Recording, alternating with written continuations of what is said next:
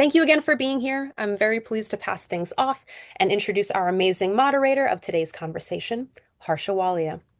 Harsha is the award-winning author of Border and Rule, Global Migration, Capitalism, and the Rise of Racist Nationalism, and Undoing Border Imperialism, and the co-author of many community engaged reports such as Never Home, Legislating Discrimination in Canadian Immigration, Red Women Rising, Indigenous Women in Vancouver Downtown Eastside, and Color of Violence, Race, Gender, and Anti-Violence Services. She has worked in frontline and leadership roles in the anti-violence and gender equity sector for 20 years as her day job. In the community, she is very active in grassroots volunteer organizing in feminist, anti-racist, migrant justice, abolitionist, and anti-colonial movements, including No One Is Illegal, Defenders of the Land, Olympics Resistance Network, Anti-Capitalist Convergence, Boycott Israeli Apartheid Campaign, and currently Weaving Our Worlds Collective. Take it away, Harsha.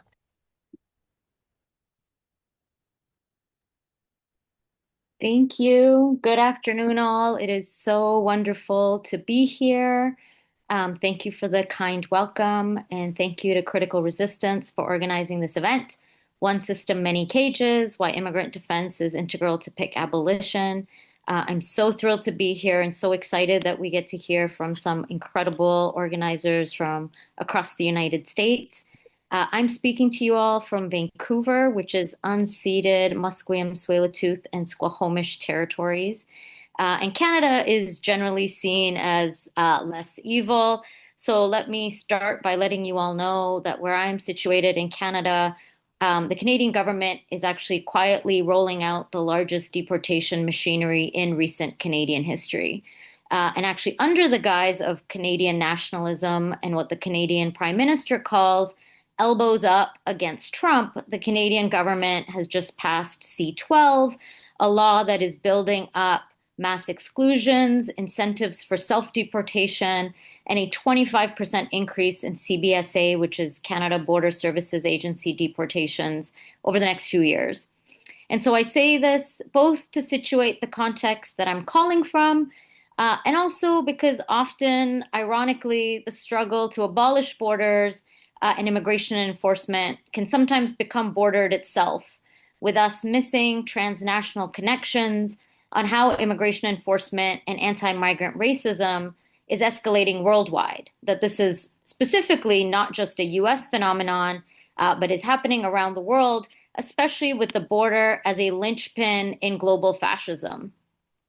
You all may have seen the horrific scenes out of Belfast in Northern Ireland last night, where mass violent anti-immigrant protests raided and set fire to people's homes, cars, and across streets in Belfast, where people were literally hunting for migrants. This is the third summer of mobilizations against migrants in Northern Ireland, and while provoked by a particular incident this week, all accounts on the ground suggest that it was not a spontaneous riot, but rather a prolonged and coordinated effort by far-right vigilantes and stoked by far-right leaders across the UK, Europe, and even as far as Elon Musk. At the same time, the EU is in the midst of implementing one of the most exclusionary deportation bills on the continent, including more immigration enforcement, more detention centers, more border militarization, and third country return hubs. So again, this pattern repeats in so many places and will be familiar to most of us on this call who are in the United States. Just today, Trump signed the bill after the House voted yesterday for funding DHS for about $70 billion, with this funding running not just for the year, but through till the end of his regime's term in office. ICE specifically will be getting more than 3 times its annual budget. This, of course, makes the call to abolish ICE that much more urgent. At the same time, I want to situate this conversation by highlighting a few pieces for our movements at this time to avoid demobilization and co-optation, and to bring immigrant defense work closer to abolitionist principles, which is, of course, the critical work of CR and all the wonderful organizations here today. First, we must learn to resist a singular focus on ICE as some kind of rogue agency. ICE is in fact tethered to every other carceral and militarized infrastructure. For example, through various policing and detention agreements, more than 1,000 local and state law enforcement agencies throughout the country also have jurisdiction over migrants. It's not just ICE or CBP or DHS. The often singular focus on ICE, which happens in the mainstream, not necessarily in the context of any of the organizations here, has also meant that there have been countless pleas for police officers to protect people from ICE. And many cities across the United States are reporting increases in 911 calls to report ICE activity. This false binary between a so-called good cop and bad ICE launders the everyday carnage of police and prisons. ICE surges are often accompanied by local police or involve police information sharing and surveillance cooperation as force multipliers for ICE. Similarly, ICE detention capacity is largely expanding through existing Bureau of Prison facilities, the carceral carousel that just cycles prisons for different uses at different times. Taken together, this means that there are over 1,400 federal 287G agreements with tens of thousands of local police officers in a capillary network of immigration policing crossing 40 states. It also means that without high-profile ICE occupations in their cities, hundreds of local jails are ballooning with migrants snatched from their families through existing state-level agreements for immigration incarceration. The second thing that I wanted to point out is that we need to always remember how the sprawling border policing apparatus of today has been built up over years by the Democrats, especially the escalating trend of crimmigration.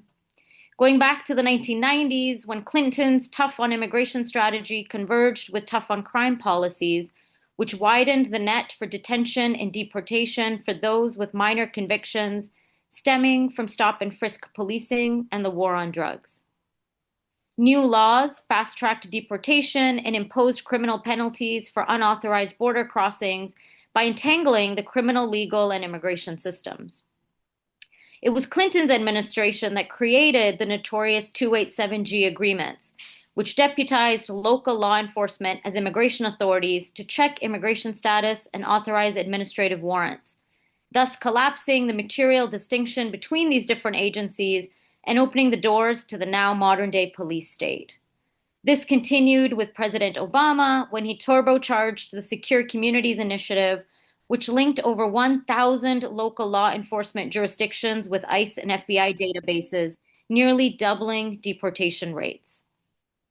By 2014, about half of all federal criminal arrests were immigration-related. This means that today, in this moment, we have to be extremely suspicious about certain Democrats' reforms, like body cameras and increased training, as these are the same failed police reforms weaponized to quell generations of Black-led abolitionist movements, including the 2020 uprisings. It also means we have to avoid the pitfalls of the politics of innocence, respectability, or good versus bad immigrant, or so-called criminal versus non-criminal migrants. The third point I want to make is to highlight that the border is everywhere. The terror of ICE home invasions, racially motivated manhunts by law enforcement, car chases at traffic stops, abandoned children in abandoned cars, these displays of naked brutality expose how the border can follow migrants literally anywhere. The border, as we know, is also being outsourced. For years, the United States has funded immigration enforcement in El Salvador, Guatemala, Honduras, Mexico, Panama, Dominican Republic, Haiti, Colombia, Venezuela, Costa Rica, and elsewhere, with the aim of preventing migrants from ever even reaching a U.S. border. Today, there are more central migrants that are being deported from Mexico than from the United States. So while this reality that the border is everywhere can be overwhelming, it does mean that we can dismantle the border literally anywhere. From ending local and state level cooperation agreements to stopping the expansion of detention and prison infrastructure, to ending foreign trade agreements that force countries to accept migrant and border outsourcing. We know that every day residents from LA to Chicago to Minneapolis to New York are fighting borders in their own contexts and are refusing to succumb to the multi-billion-dollar industry of fascist propaganda and rejecting state violence that categorizes and criminalizes migrants and everyone else. And so it is in this context that I am so excited to introduce this panel. I will start by introducing each speaker with a very brief bio. And then they're also going to tell us more about the incredible work that they're doing. I'll have some specific questions for each person for about 7 minutes. And then we'll take questions from everyone here. So my first question, and the person I will introduce is Viju Matthew. Hello, Viju. Hi. Viju is a member of Critical Resistance New York, organizing base building and media efforts in the recently victorious New York Dignity Not Detention campaign. For folks who are unfamiliar, this was a tremendously important win. We're just a few weeks ago, but it comes from years of organizing that has resulted in a state budget framework to end and prohibit contracts with local jails for ICE detention in New York State, and is taking steps towards dismantling New York's role in the federal detention system. So I'm so excited to welcome Viju. And Viju, if you can please tell us more about this recent campaign and win, and also if you can say more about how Critical Resistance sees immigration detention as part of the prison industrial complex. Thank you. Awesome. Yeah, thanks so much, Harsha. Great to be here and great to be part of this awesome panel. Um, Really quickly about dignity, not detention. So in this campaign, we've done work across three different prongs of the campaign. We've done legislative work to understand how to pressure different decision makers to do what we want. We've done media work to fight back against the criminalization of migrants. And we've also done base building work with people both inside immigrant detention and outside in community to build a base of support for this campaign. And these three areas of work make up CR's three-pronged strategy, which we've actually seen be effective when taking on both anti-policing and anti-imprisonment efforts. And exactly what Harsha was saying, like very excitingly, D&D passed via the state budget just a few weeks ago, which was because of all the community power and effort that folks put in across the state, opposing ICE, opposing DHS, opposing this like system of immigrant detention and deportation. So this happened in a variety of different ways. So there was community defense efforts, people defending their neighbors from being kidnapped, court support, jail support, accompaniment to different like hearings, community members and organizations getting their city councils to pass resolutions opposing ICE, people organizing to stop the construction of ICE warehouses, people organizing press conferences, protests, etc. So because of all of these different efforts, the decision makers were compelled, they were sort of forced to pass the not detention, which is really exciting. And with this win, jails and other facilities that have contracts with ICE, privately run facilities that were doing immigrant detention have 180 days to end their contracts and get people out. And so, as part of this effort, we are pushing to get people released rather than transferred. So that's something that like is ongoing. But with this win, um, we've removed a significant piece of ICE's detention infrastructure, which means the number of people they could lock up in New York is reduced, which means their power to conduct raids and do arrests is also weakened as well. So that's really exciting. And so we're hoping to keep this fight going. Um, and to answer your second question, basically the fight to abolish ICE, the fight to end immigrant detention, is completely inseparable from the movement to abolish the PIC. Exactly what you said earlier, Harsha. ICE is just a particular kind of policing, and immigrant detention is just a particular kind of imprisonment that target a particular group of people, which we all know that's migrants. And so at CR, we understand that immigration enforcement is part and parcel of the prison industrial complex. And we understand the primary role of the prison industrial complex as maintaining racial capitalism and the control, exploitation, inequality, and violence it necessitates.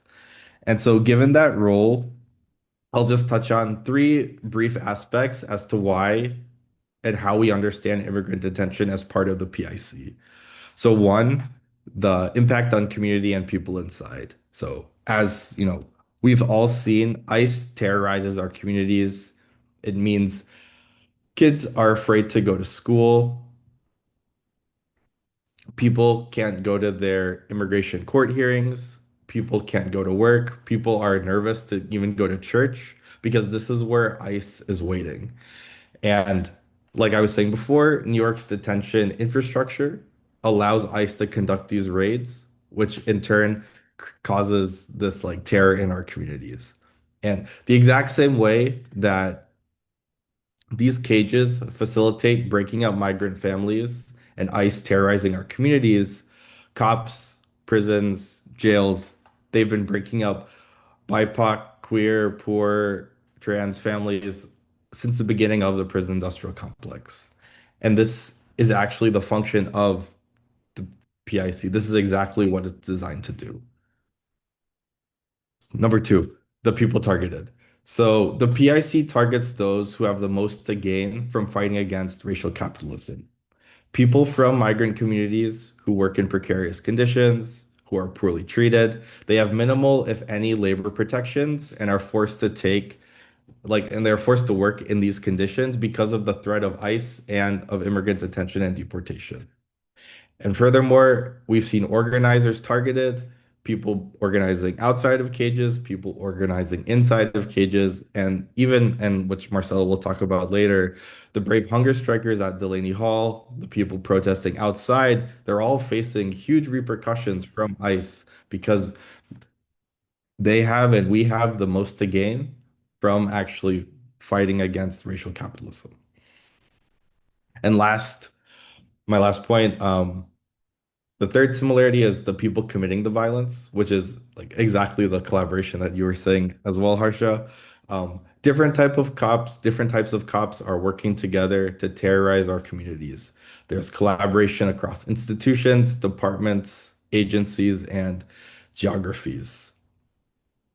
The people who do these collaborations as they're happening, that means the PIC is widening what tools it has available, the number of people who can actually commit the violence, and the number of people that actually can be targeted.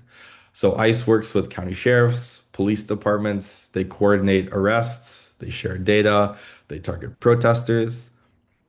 And these different interactions will end up with someone either in an immigrant detention cage or in a jail or prison cage.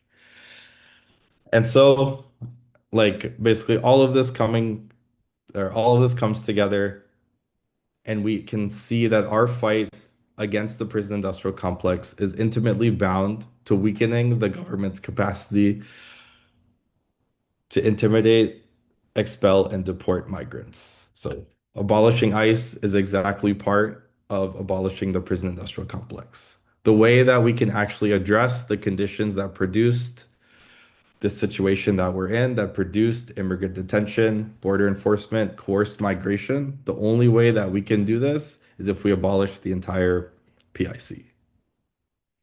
Thank you. Yeah, back to you, Harsha. Woo, thank you for that.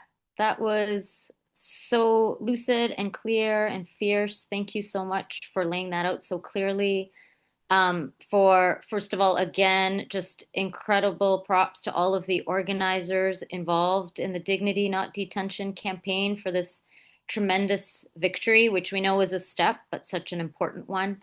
And also for highlighting, Viju, a couple different things. You know, one is the ways in which the PIC is widening. And so that widening does mean that there are so many opportunities for us to intervene to reduce that capacity as abolitionist steps in terms of our organizing. And also, I really want to lift up the ways in which you talked about the relationship between the prison industrial complex and immigration detention, and specifically racial capitalism, right? That all of this terror is really in order to maintain racial capitalism, that is its function. and that we have to keep in mind that there is no abolition without also the abolition and dismantling of capitalism as part of abolishing the PIC. So thank you so much for that. And again, much love and much respect to all of the comrades who made this possible. And next up, I am delighted to keep having this conversation with Michael, who is a member of Critical Resistance in the Closed California Prisons campaign. And Michael is a member also of the Abolitionist Editorial Collective. And sorry, the Closed California Prisons campaign is in LA. And if you don't already know, please make sure you subscribe to The Abolitionist. I have incredibly fond memories of first being invited to write for The Abolitionist as some of the organizing we were doing up here around immigration detention and the PIC almost 20 years ago. So I remain so grateful to CR and the editorial team for going so hard and deep in unraveling these connections for so long. And this is something I wanted to ask you, Michael, a little bit more about actually, is if you can speak about the Closed California Prison campaign, and also how do you see this as an example and also more broadly of the connections between abolition and immigrant defense fights? So how do we see these not as separate or parallel fights, but as interwoven ones, which Viju was also talking about, and specifically, again, in the context of your work with the Closed California Prisons campaign. And thank you and welcome, Michael. Thank you so much, Harsha. I'm gonna set my timer now so I don't go over. Please, I just wanted to plug that please everybody read all of Harsha's books and many other writings as they've been really helpful to understanding, the other questions that will come up in this conversation. Yeah, even community and community reading groups, they've been so helpful. So thank you. And yeah. So yes, my name is Michael. I'm in Los Angeles, Gabrielino Tongvaland, and I am with Critical Resistance. I'll talk about a few of the campaigns we have going on, and then try to make some of the connections between them, so we can see these as interlinked fights instead of, just related by analogy or something like that. And so the Closed California Prisons campaign is a campaign that's spearheaded by CURB, which is Californians United for a Responsible Budget. This is a coalition of over 100 organizations, and the goal is to close 10 prisons, state prisons in California.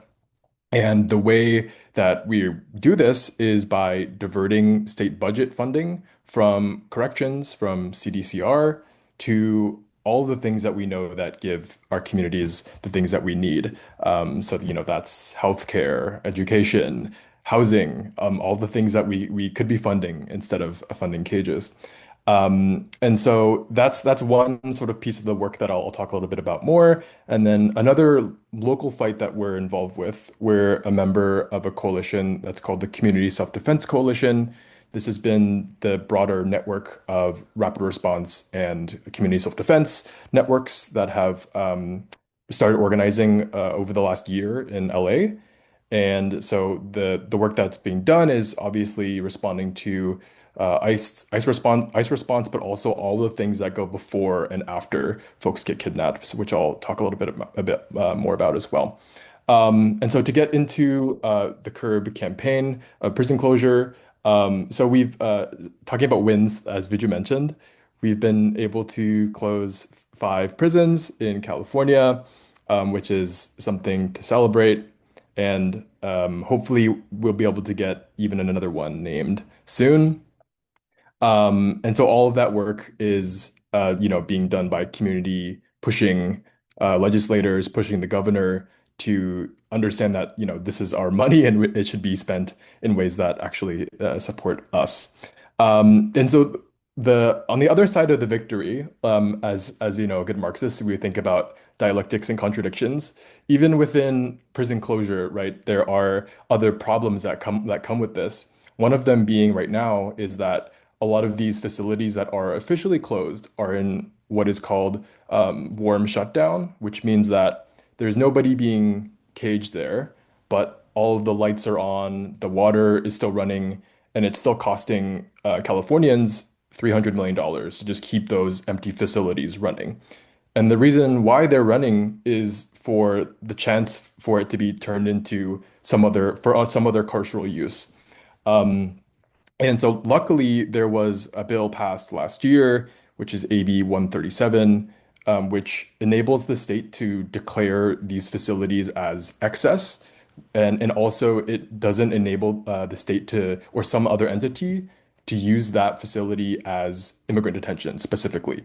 So that's a community win that was actually produced by long struggle to get this bill passed. Um, and so another part of this contradiction, right, is that when state prisons do become ICE detention centers. So right now we have in California City, we have a detention center that started caging people last year in April, and it had opened without the proper business permits, without the proper environmental review, and it also breached state law in that it didn't allow 180 days for notification and for public hearings to happen. And so the people have been, there have been reports coming from that facility, horrendous conditions. People aren't getting fed. There's mold everywhere. There's no medical conditions whatsoever. And so the thing there for us, right, is when we don't have the means to intervene. And the reason why in that case was that Core Civic, which is the company, private company that profits off of this, they actually built the prison in 1998 without any notion that it would be filled. But they were like, the CEO literally said, if we build it, they will come. And so they were able to get contracts with the federal government and then with the California state to house people up until a few years ago. And then they were able to finagle a contract with ICE. So these are the things that we see, right? The trajectories from even some of the wins. We had to be vigilant, right, about what happens. But we do also have different ways to go, though, which are different solutions in what our campaign is calling decarceral just transitions. Because for a lot of the towns in which prisons, ICE detention centers are in, the concern is that, well, this place is providing the community jobs, right? So what are we going to do if it leaves? So part of this is working with the community to actually figure out to them what would be better than a prison for you here and to help build that. And there is a bill that was passed a few years ago called the HEAL Act, and it also enables state funding of $5 million for any town that wants to transition its detention center into something else that will actually benefit people in their community. So wanted to highlight some of the tools that, all are legal tools, but they were all developed through community pressure and solidarity. And I'm running out of time, so I think I'll pause there, but I will circle back when we maybe talk more about local fights because I have so much to say about what's happening in LA right now. But I think a really good way to sort of transition this will be to let Bashara take over because I think they're going to talk a little bit more about local fight. So yeah, thank you so much. I'll stop there. Michael, I will just say we're actually okay for time, so if you want to take a few minutes, go for it. But real quick, I'm so sorry. Oh, Just yeah, go for it. accessibility mentions one, a reminder to our speakers, if we can speak a little bit more slowly to allow for interpretation. And Norman, on Spanish translation, if you could use headphones or try something slightly different with your phone, I think it's coming in a little bit choppy for the folks who are listening. But overall, thank you so much. Back to you. Thank you, Shirley. Yeah, Michael, if you want to take a little bit of time, I'm sure we'd love to hear. Perfect. I'll take like 2 minutes. Sorry, this is the slow version of me talking. I'm actively yeah, sorry. Okay. Um, so I wanted to link our work with the Community Self-Defense Coalition, like I mentioned earlier, and the incredible work that organizers and communities have been doing over the last year. This is a coalition that is spearheaded by Unión del Barrio and a few other organizations in LA and has been at the forefront of defending our communities against ICE incursions. And I think what I will say, I think what's been remarkable is that the organizing has been so strong and so powerful that the state has had to shift its tactics multiple times. And so, it started out with raids of workplaces and just, kidnapping people en masse. And then it moved to more like cluster raids around. So like, having many raids around a certain location for over the course of a few hours. And now it's more look like targeted individual surveillance and then kidnapping opportunistically.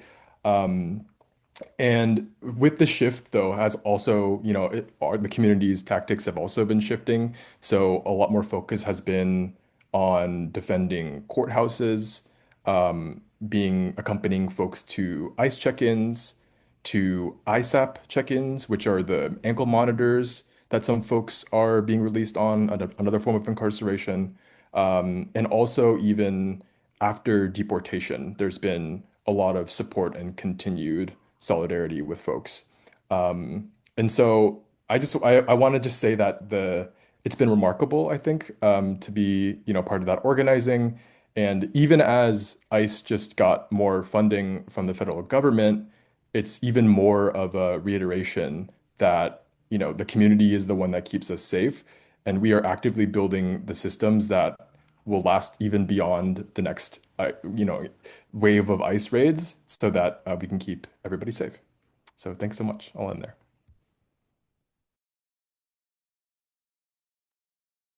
Thank you so much for that, Michael. Just so deeply appreciate highlighting all the many ways in which communities are resisting, both in terms of this current moment of surge, but also all of the organizing that has been going on uh, before and beyond, and also all the incredible work to close 5 prisons and maybe one more that's coming.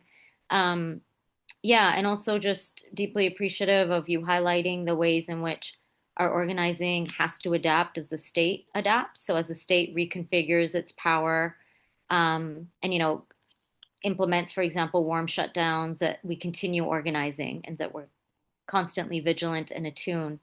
And so that's just such an important reminder to us. I'm going to just pause here because there may be some translation pieces. So I just want to make sure that our translation is good, that it's no longer choppy, and that the captions are working. And thank you so much to both the Spanish and ASL interpretation that's happening. I'll just take a pause and check in. Is everything okay? Thanks for checking on that, Harsha. If folks who are listening in Spanish could drop in chat if they're still experiencing any audio issues, we'll do our best to address that um, in real time. Thank you. Thank you. And thank you again for all the incredible interpretation work that's going on and to make sure that this event is accessible. So thank you again. And I'm so delighted to introduce Bishara Mohammed next. Bishara is the Civic Engagement Manager of Reviving Sisterhood in Minneapolis, where she leads efforts to empower Muslim women. As we all know, Minneapolis has been at the front line of resistance, not just over this past year, but for decades, dating back to the American Indian movement, to Amazon worker strikes, to the George Floyd uprisings of 2020. And all of these flashpoints have taken years and years of steady building in order to resist all of these forms of violence. Bishara, thank you so much for joining us.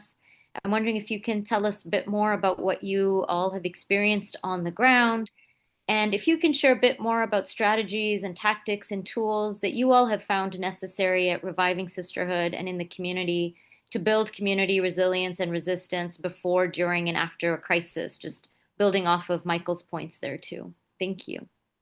Thank you as well. Hi, everyone. I'm so glad to be in community with all of you. My name is Bishara Mohammed. I am the Civic Engagement Manager at Reviving Sisterhood, where we amplify the voice and power of Muslim women in Minnesota. Our key impact areas are civic engagement, where we train and empower Muslim women to advocate for themselves; storytelling, where we create the spaces and avenues for Muslim women to share their stories and challenge structural anti-Muslim narratives; and lastly, leadership development, where we educate and invest in Muslim women to be economically empowered. Our community here in Minnesota is still reeling from the aftermath of Operation Metro Surge that killed Renee Good and Alex Petty. And according to the Deportation Data Project, ICE detained 3,800 Minnesotans, with about half of those individuals already deported. We had over 4,000 ICE agents deployed at the start of the surge in December, and we have around roughly 500 to 1,000 agents currently still in Minnesota. So the fear and concern for the safety of our East African and Latino community is still very real. I want to give some background that will outline the current administration's target of Somali and migrant communities in Minnesota.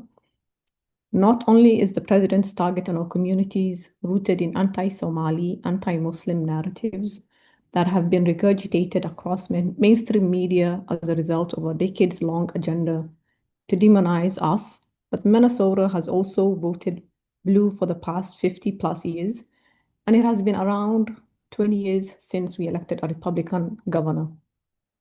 So this operation to stop illegal immigration is a guise to punish us for electing people who align with our values and protect our democracy, as you've seen Ilhan Omar and the very diverse elected officials we have in Minnesota.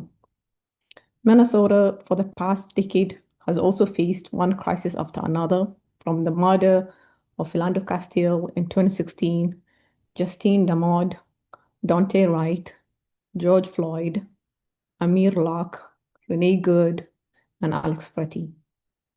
It's only right that when we protest this injustice and lack of accountability to restructure the structural racism in our institutions, to elect people into office who represent our values. And also, unfortunately, this crisis that we faced is what prepared us to fight back in December when Operation Metro Surge started. We had communications and partnerships in place that will address a myriad of issues. We had experts in mutual aid who will deliver food to people who sheltered in place for close to 90 days. So I know community members who were scared to leave their house for 3 months because they were scared to be detained or even deported. We had doctors and nurses navigating federal agents who were targeting our hospitals in Minneapolis and came up with ways to provide medical aid to patients where they could not come and access care. We had so many cases of pregnant women requesting midwives to come to their homes and or go to neighborhood clinics like Inspire Change Clinic that is run by a Somali American doctor in Minneapolis. Our mayors, attorney general, city council members, state senators, and state representatives also joined neighborhood watches. They drove people to the immigration interviews. And once the legislative session started in February, they started authoring bills that will hold federal agents accountable for their brutality. We also had rent relief policies for impacted communities who sheltered in place. Minneapolis, the city council in Minneapolis actually passed a 2.8 million bill rent relief for people who were impacted by the ICE raids. The bill was actually vetoed by our mayor, but thankfully, again, we have a very diverse city council who make up from Asian communities, Somali community, African American. So thankfully, that bill passed without the help of our mayor. But the fight is not over in Minnesota, as we are in an election year, and we are scared as we anticipate executive actions that may target our communities under the guise of combating voter fraud while effectively suppressing voter participation. Minnesota, as you've seen, consistently leads the nation in voter turnout. So it makes it especially important that we remain vigilant, we remain informed, and we are engaged in community to protect the right to vote for all, but to also stay safe.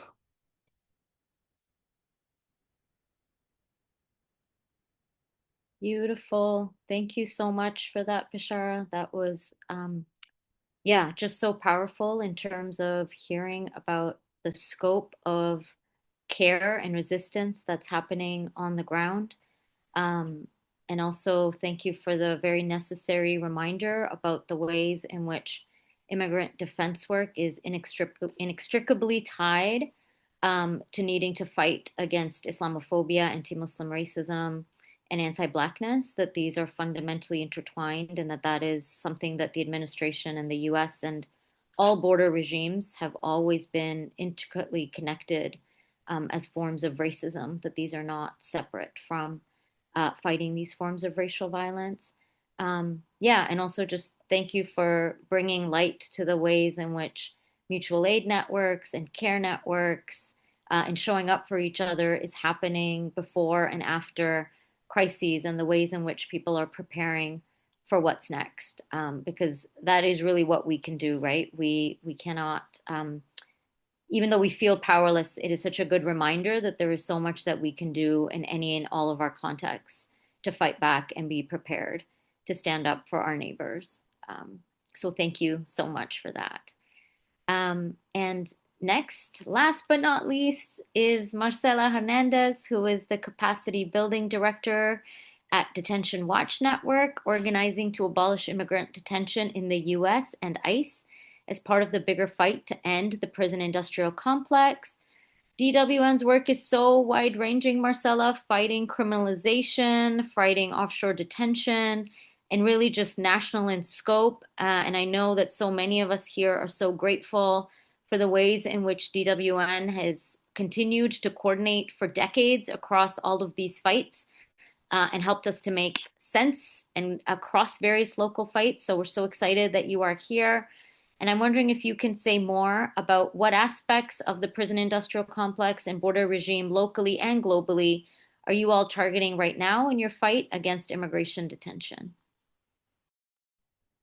Yes, it's so great to share this space with so many powerful organizers and advocates and comrades. And thank you, everybody who is here today, right? Also, probably engaging in this resistance locally.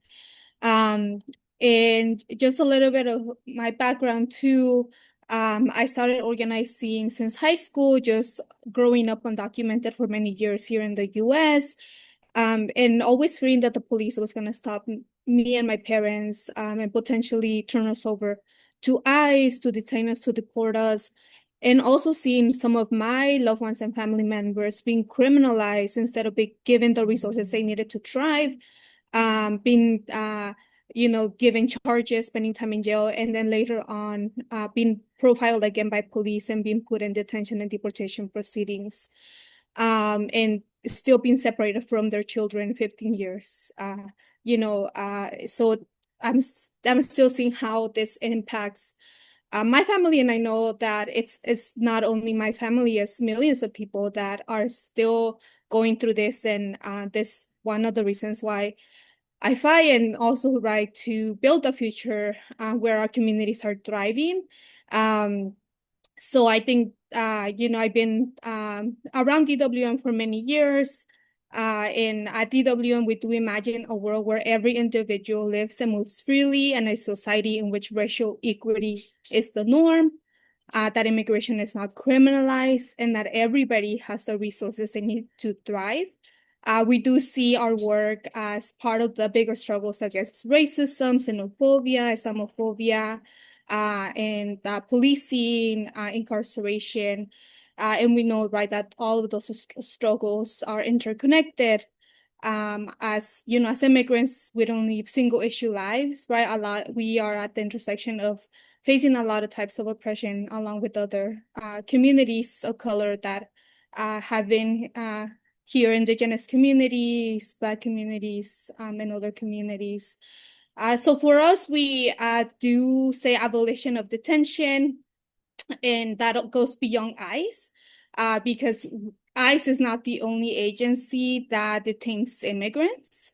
Again, like folks have mentioned, a lot of the ways that this detention is happening is because there is agreements with local police, with state police, to target immigrants, and under Trump, that has grown to 650% of more agreements of called 287G agreements. So that's more than 1,000 agreements, like it was mentioned before. And some of those agreements could also look like something called IGSAs, which are intergovernmental agreements for detention, where sheriffs are detaining immigrants in their county jails. And also, right, we are seeing even state police now also using resources like in Texas, like in Florida, to also target, criminalize, detain, and try to deport immigrants. For example, right in Florida, we are seeing state-run prisons that were opened up like Everglades. In places like Louisiana, we're seeing the Ongala prison, one of their pods being used to detain immigrants, and they are making all incarcerated people work in the fields for very little a day. In ICE detention, you all might have heard that people work for $1 a day. So we see those intersections of how, because the US is the biggest incarcerator in the world, is using that system to also detain immigrants. And it's because of that system of policing and incarceration that has been built through the history of the US that, various presidencies, going back to even before the 80s, have been able to use that system to target and incarcerate immigrants too. And why Trump was able to expand so much, even as we've been able to stop many of those proposals through community organizing, right? The system was already built for it to then expand to targeting immigrants. And we see other agencies also within DHS that are detaining and targeting immigrants, such as the Homeland Security Investigations Agency, or HSI.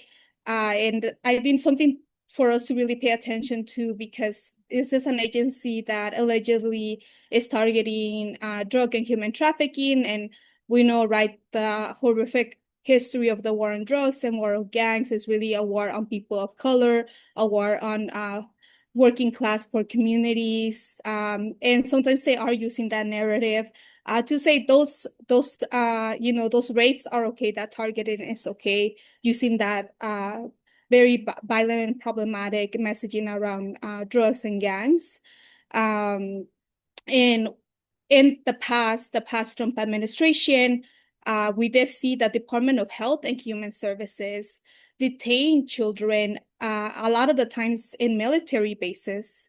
And we saw just the horrific conditions that were there. And also, right, a lot of those military bases are very toxic, just environmentally, and having a lot of impact on children. So we also see even those agencies that are supposed to provide health and human services targeting and detaining immigrants.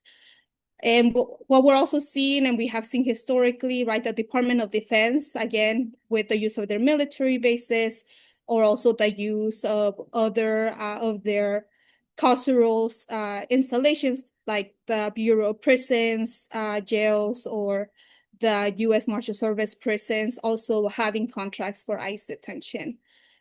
So we are seeing how the whole system, not only ICE, is targeting and detaining immigrants. So like it was said in the beginning, we are right trying to, for us, it's also really important, like for it to actually be immigrant justice, for it to really have abolition of detention and immigration enforcement. We really need to abolish the whole system.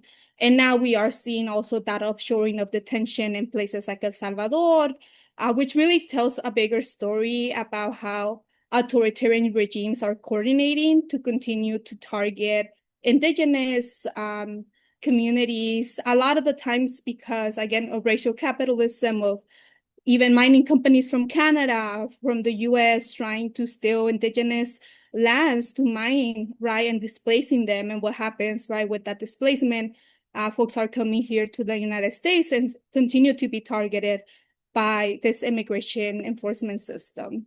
And so we are fighting through three main forms. One is advocacy at the federal level to stop more funding for detention and enforcement.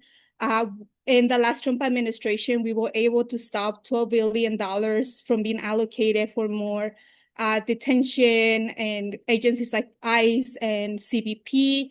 For the fiscal year 2026, we were able to stop any more funding for ICE. But again, unfortunately, they went then through this process called a reconciliation process to continue to fund immigration enforcement and detention. And we're getting ready to fight against more funding for fiscal year 27. So we do have a petition that is going to Congress to really push them to vote against any more funding and actually have that funding, right, reallocated to things like healthcare, like education, affordable housing, things that we need to thrive as all communities here in the US. Um, and we're also working with members of Congress to introduce legislation that will phase out and ban new detention, such as the MELT ad, and also a bill that would ban warehouse detention, or also repeal a lot of criminalizing laws that have passed in previous years, like the New Way Forward. And our other main campaign, Communities Not Cages, with actually a lot of CR folks that already spoke about it, really exemplify it's really supporting local, state, and regional efforts to fight against expansion and to call for the shutdown of facilities, to support folks organizing inside, people inside having leading the fight to free them all, to abolish detention. And because of a lot of those hunger strikes, we have seen in California bills that have been introduced and passed to phase out detention, to ban detention. And we have seen hundreds of people inside of detention hunger striking in the last few months, including in Delaney Hall in New Jersey and Adelanto in California. So we've been able to pass more than a dozen anti-detention state laws in more than 7 states. And also, like Michael said, reimagine what comes after that, right? What does a just transition look like? Which is a framework that came out of the indigenous and environmental justice movement. Of what is it that we imagine these locations to be either clean up or repurposed for something that's good for the land, for the people, for the workers. And also, we've been doing a lot more international partnerships with other movements, knowing, right, that all of this is interconnected, that we're also fighting imperialism of the US from displacing folks around the world. And so we've been working with folks that are working against also funding to continue to fund the genocide in Palestine, or just funding that expands this detention and deportation system abroad in places like Latin America, like Africa. So yeah, we are fighting back, and we are seeing how even under this really harsh political landscape, we are being able to hold the line, and no warehouse has been open as of now, and they've been wanting to open warehouses to detain people for months, and we've been able to stop that. And just with the wins in New York, or just the releases of folks that are on hunger strike, that those are really important wins that we know if we organize, we can win. Woo! Thank you for that. What a brilliant, expansive way to think through this movement and this moment.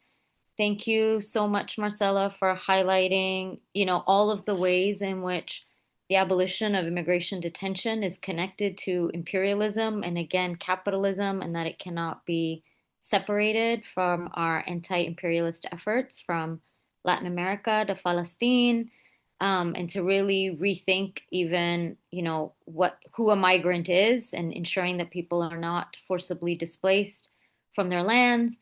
And also that a just transition is internationalist, that we can not only fight for our communities, but that while we fight for our communities, we ensure that the rest of the world is not still a sacrifice zone for the imperial core. And so thank you so much for reminding us and grounding us in that. And also for highlighting the very real resistances that are happening on the inside with the hunger strikes from New Jersey to California, that I know we all are watching and supporting in so many different ways, and the tremendous courage that that brings to us. And also the victory of there being no warehouses in recent months, despite that being such a critical push. And so taking us from the global to the local, thank you so much. Thank you to all of these incredible speakers. I feel so inspired. And I know in this time where, we're just constantly feeling despair You all have highlighted all of the many ways in which people are fighting back, and fighting back in material ways that has a very real impact on people's daily lives, and also that buoys us for the ongoing fight, which we know is a long haul one. So thank you so much. This has been tremendous. And just thank you to all of the organizers and comrades involved in all of these fights, and to all of you. For folks who are joining us, please feel free to drop your questions in the chat. And also, thank you again to all of the interpreters who are doing incredible work, and everyone who is troubleshooting the interpretation.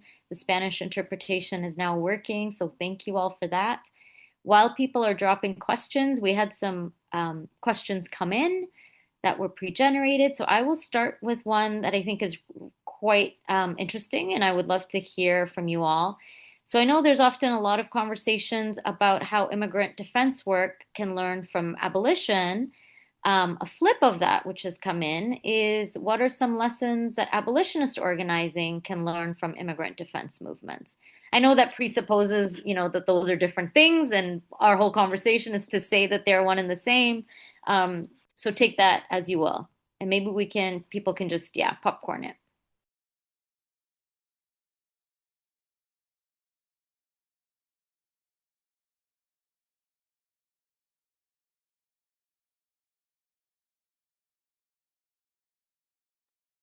Anyone feel free to unmute. Can you repeat the question? So the question is, what are some ways and lessons that abolitionist organizing can be learning from immigrant defense movements?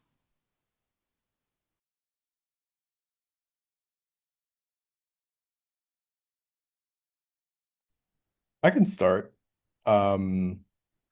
Yeah, I think there's so many things. I think the thing that comes to mind first is the on the ground everyday organizing that's happening right now for community self-defense, and a real commitment to like we keeping us safe and practicing that every single day. Folks putting, their bodies on the line, devoting their time and resources for the fight. And I think it's, people have in both movements, we'll separate them right for now, but for both movements, people have been organizing around this for generations. But I think there are moments in which they enter the public consciousness. And so in LA, at least, I think we can see a clear building from 2020. So post the murder of George Floyd and all the incredible uprisings that have happened, to the mass mutual aid that happened during the fires of last year, and then throughout this whole last year of community self-defense, and how all these groups have actually come together and shared resources, shared analysis, um, and and I think that's like building the structures that we need to change our system, because as we named, we're we're trying to attack the problem at the root of imperialism, of racial capitalism, and we can't do these things, or we have to do these things across different communities. Um, and I think the other thing that I'll say is learning that how important political education is, especially doing it with affected communities, to really understand like what imperialism is, how to struggle against it, and how to connect the connecting pieces between criminalization and immigration. I know a lot of our immigrant communities have, due to a lot of reasons, have don't think about criminalized people as part of their community. So what are we doing to fight just as hard for folks with convictions as those that don't have convictions, and to not separate these things as different fights, but as the whole piece that's coming together that actually helps build our power.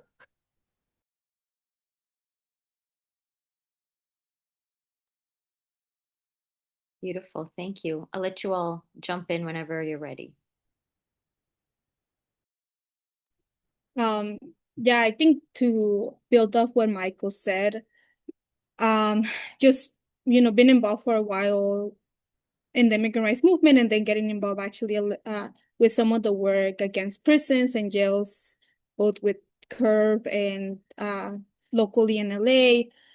Yeah, I think, you know, just having that space to, which I know critical resistance like creates organically with having chapters across the nation, but just like more broadly, like having those spaces to share lessons learned, challenges across fights specifically that are targeting jails and prisons, and how it connects with immigration. I think it's something that we've been trying to work on more, and that I know like critical resistance has been involved with that. Just so how to, because I think immigration rights mostly a federal issue, but again, we're seeing how state and local also comes in.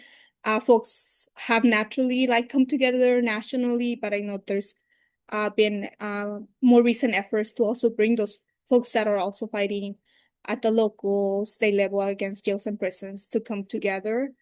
And a lot of the times too, I was really involved with the Now One More detention and deportation campaign on the Obama administration, right, where we're demanding no more detentions and deportations, given he had more than 2 million deportations. We called him that deporter in chief, and a lot of that was really grounded, like Michael said, on actually supporting people stop their deportation, and if they wanted to go public with their case, really exemplify, right, why the system was the one that was wrong, and that we wanted to change, and how folks are criminalized by the police, or they are pushed to certain actions because of lack of resources. So it was a lot of grounded on that, and there was a lot of leadership that came out from directly impacted folks leading the movement, and even by some of us doing civil disobedience to stop deportation buses, and really creating that national narrative. So I think, continuing to have spaces like this to create a national narrative and continue to merge our efforts, I think is something that we want to continue.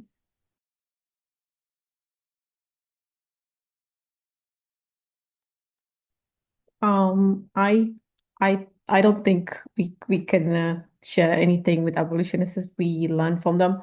But I'll say one thing we're actually navigating or just trying to explore right now in Minnesota ahead of the elections is how we can utilize corporations in Minnesota like Delta and Target to actually put pressure on the Minneapolis Police Department, St. Paul Police Department, because we do anticipate federal agents will not follow the rule of law, and how the executive directors or the CEOs in Target and Delta can actually navigate and put pressure on them to not follow the federal agents' executive orders.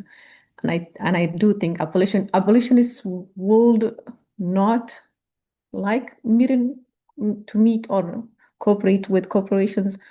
But again, even us, I think as organizers, local organizers are navigating on how we can use the money and power to protect our communities. And that's something we're actually still working on. So maybe just exploring those relationships and using them to protect your communities is something they can also explore.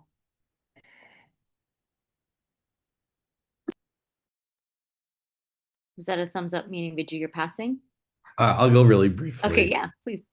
Yeah, super brief, not a ton to add after awesome panelists really broke it down. I think the only thing I'll say is I hope we as abolitionists can work as hard as the folks fighting for um, migrant defense work to like capture the imagination of kind of the general population. Um, I saw something a few months ago that was like maybe 46% of people in the US are like actually supportive of abolishing ICE. And it's not like that didn't come out of nowhere. It's because of all the hard work that folks have been doing on the ground. Like said in my like answer earlier. And so I think we can learn as abolitionists can like fight to do the same kind of like community work and the same like drawing those connections across different sectors and just to like really uplift and underline the role that these systems have and make it clear that the world we want is like a better one without like um, immigration enforcement and without the PIC. So yeah, check.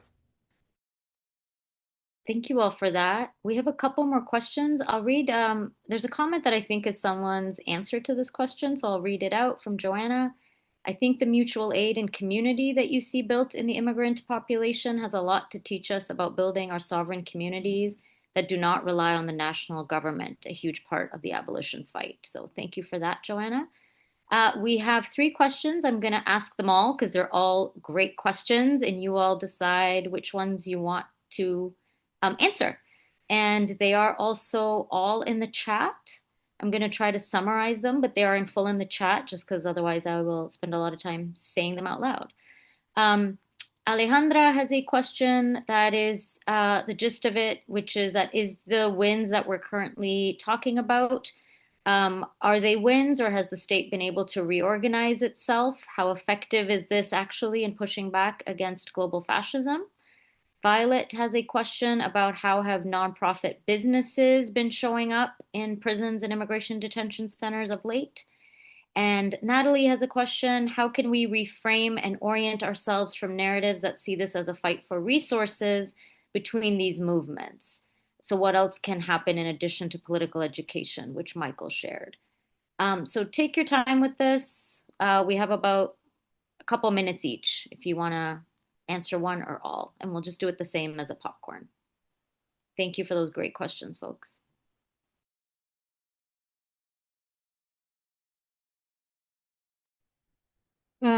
Yeah, so I can address a little bit of some of that. I definitely think there's been a lot of community-based wins, even, at some point now, the landscape has changed so much, right? But even right in Atlanta, when the Atlanta jail was closed for a bit, they had an immigration contract, and it did get to the point where folks were able to organize, to have a community-based discussion to imagine what they wanted to turn that space into. And a lot of the folks that were previously incarcerated there were part of that. A lot of the women that were previously incarcerated there, they wanted to build a community resource center. And there has been not a lot, but a handful of those successes where folks have been able to repurpose a space that used to be carceral for something else in various states. And I just think, that vision, it is going to take a long time. And as the movement, as we continue to think about ways to push back against state oppression, the state is also, right, sharpening their strategies. And so we are constantly also trying to sharpen our strategies of how do we want to push back. And I do think at the end of the day, it's going to be very localized. What is our vision of what our communities need? But again, right, like being interconnected with other fights, because right now, this system is very broad and is attacking all of us. So I think that coordination is important. But yeah, I think as we continue to push back and sharpen our own strategies, the state is always also going to continue. So I think it's that work of us continuing to also sharpen our analysis and our tactics and our strategies and be creative.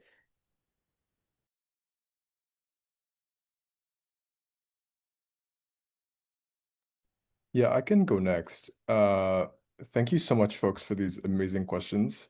I wish we were in person so we could discuss them together. But yeah, I mean, the problem is the state has a lot of resources and is able to always respond in some way, right? So that's why we can also need to be thinking 10 steps down, further ahead, so that we can anticipate some of the moves that the state is making against us. Obviously, sometimes that's not always possible, but I think by embedding our movements together, we have better knowledge, better understanding of all the ways that the PIC is attacking us from all these ends. So we can better organize that way. I'm also thinking about, like another way the state shifts is through moves through carceral humanism. So better cages, better conditions, better versions of the violence it is enacting on people. And that is a classic way that we see, I think, both in the migration space and in prisons, that, the solutions to quote unquote, overcrowding, the solutions to horrendous conditions is, oh, we'll just build more better cages elsewhere so that people have slightly better conditions or people will be less crowded. And that's never the solution, right? The solution, even during the current hunger strikes that are happening right now in California, in New Jersey, all of the calls are, some of them are for conditions, but they're leading with release and closure of the facility. Like we obviously want to make life slightly better for folks who are suffering inside, but at the same time, our vision is always to end the suffering at its core, right? Um, and so yeah, there's this pendulum, I think, that swings back and forth with this second question about privatization. And just one thing I'll just note quickly about that is, obviously we need to be condemning corporations making insane amounts of profit off of this, while at the same time, like, not focusing on imprisonment as the core evil, not just the profit making incentive that happens, but the act of imprisonment itself. And I wish I had more time to say about that. And then the last question about movements for resources. I mean, we live under capitalism, under neoliberalism. We live under a nonprofit industrial complex. But like other, like Joanna and other folks mentioned, mutual aid and building autonomously is always another path.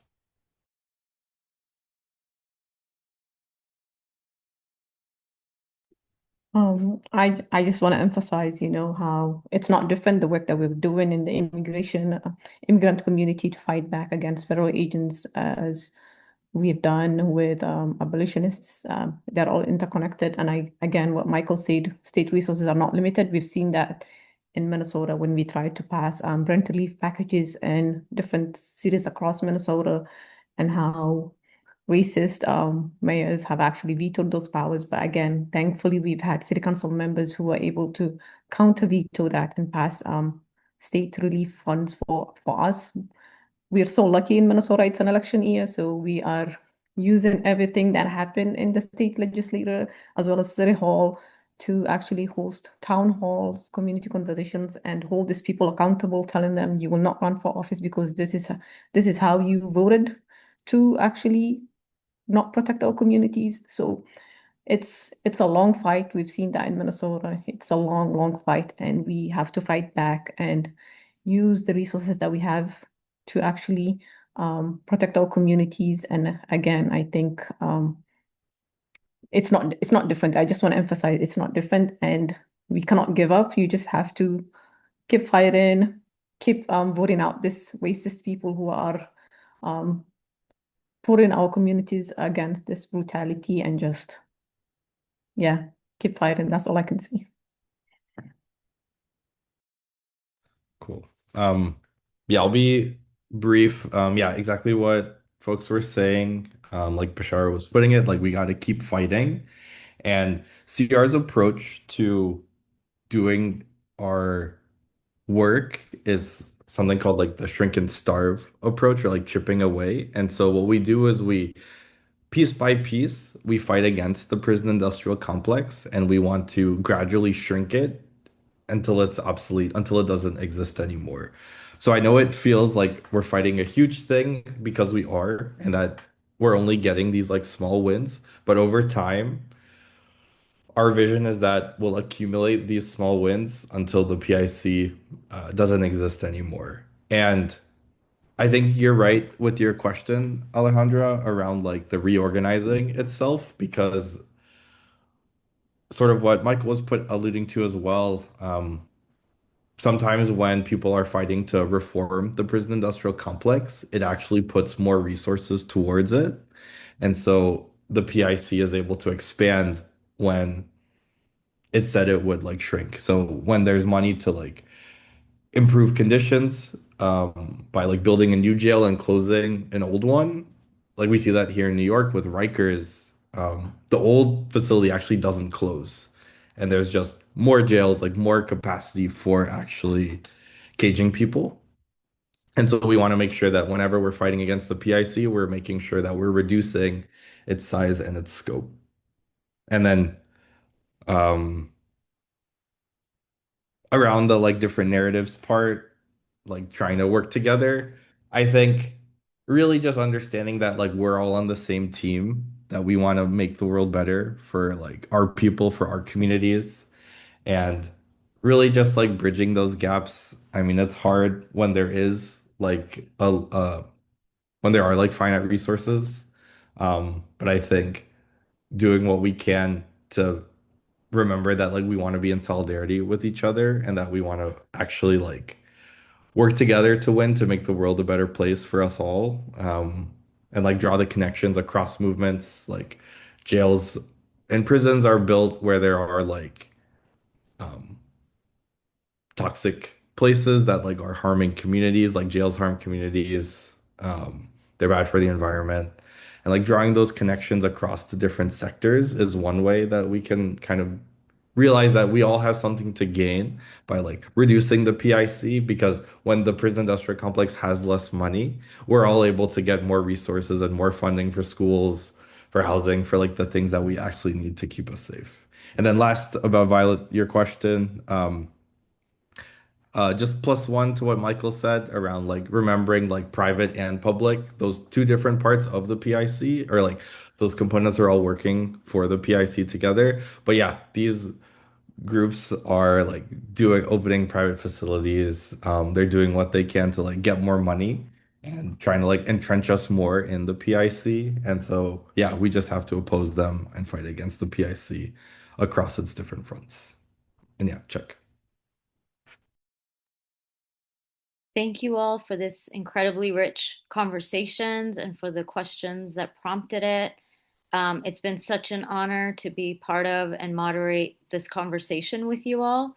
And thank you again for all the incredible on the ground work that's happening. Um, a few things that have been resonant for me throughout this conversation is, absolutely, there is no doubting that the state will reconfigure itself, right? That there will be different forms of incarceration, whether it's nicer prisons, or, however the state reconfigures itself. But when we are vigilant, we also reorganize ourselves, right? And we constantly are making these terrains of struggle. And so, even as the state is doing what it does, the fact that we keep organizing, that we stay fighting, that we keep in the struggle, that we are aware of the pitfalls, of course, of reformism, that we are actually trying to shrink and end the PIC, means that we are able to be vigilant and we are able to respond, and that pessimism is so healthy, and then it helps fuel our ability to stay responsive, right? When we see how the PIC keeps organizing itself. And then if we ground ourselves in just the basic fact that all people deserve to be free, that free them all is not just a slogan, that also helps orient us, right? It connects us in meaningful ways to folks on the inside, and it ensures that our work is grounded in the principles that we intend for it to be grounded in. And so thank you all for highlighting that as well. And also, again, just how critical it is for abolitionist migrant justice organizing to stay connected, that these are not separate. But even as they are interwoven, they're really critically woven with anti-colonial work, right? That we never forget that we are in the belly of the beast, that colonialism is alive, and that part of dismantling the PIC means dismantling the military bases and the expansion of the PIC and the expansion of the border everywhere. And so thank you all for highlighting all of that and so much more. Again, just if we can show all of our emoji love for all of these incredible folks, Viju, Bashara, Marcella, Michael, and all of the interpretation and the incredible CR team that fights day in, day out. And I will hand it to CR to close us off.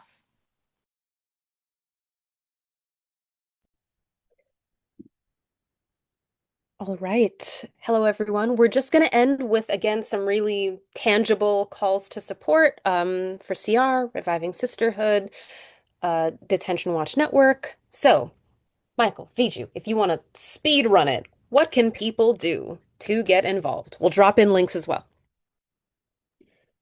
Okay, I think I can start. So on the left, I think that's just so it's a bit.ly link right there, and it's an action because right now in the California legislature, there's been a proposal for another prison to close, and it's going to go to the governor's desk. So it's like an action to fill that out and do advocacy that way. And then on the right-hand side, there's a link to a commissary fund for folks who are on hunger strike in Adelanto. That's a link that's run by ICIJ, Interfaith Community for, or sorry, in the Coalition for Immigrant Justice and Shutdown Adelanto Coalition. So folks can donate some funds there. And then the last link is for the abolitionist. So I'm an editor with this collective, and the way that we work is we take subscriptions from the outside, and $10 a year funds 2 issues for you. And then it enables us to get copies inside to anyone who requests it for free on the inside of jails, prisons, and detention centers. So yeah, that's the vision.